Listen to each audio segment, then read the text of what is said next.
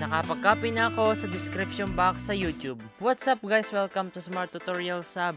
And for today's tutorial, ituturo kayo kung paano mag-copy and paste ng video sa YouTube this 2025. May 2 ways para makopy at ma-paste kung saan mo gagamitin.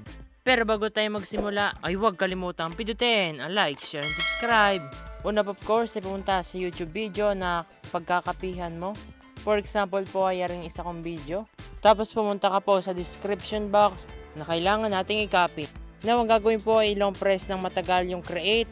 And pag nagkaroon na po siya ng highlight ay ibaba po natin, i-drag hanggang sa mapapunta doon sa kailangan mo i-copy.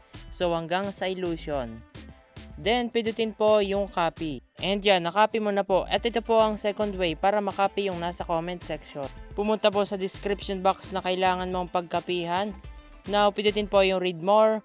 And then, screenshot po natin ito. May screenshot natin ito sa pamamagitan po ng pagpindot ng volume up and then power button. Then, ang next ay i-back at pumunta po sa Google Lens ng iyong cellphone. Then, pindutin mo po yung image na ni-screenshot natin kanina. And then, i-long press po natin uli yung create. And i-drag po hanggang sa kailangan natin, hanggang illusion. And then, pindutin po yung copy text doon sa baba. Now, para sa pagpipaste nito ay back po natin at for example po ay magpipaste ako ng prompt sa Gemini AI. So, pumunta po sa browser at i-search po natin ang Gemini AI. So, pag nandito ko na po sa Gemini AI, ilong press po ng matagal itong Ask Gemini. Isa pa po, ilong press po ulit natin and then pindutin po yung paste. And dyan, ganito lang po maglagay and mag-copy and paste from YouTube. And ready mo na po siyang gamitin as prompt.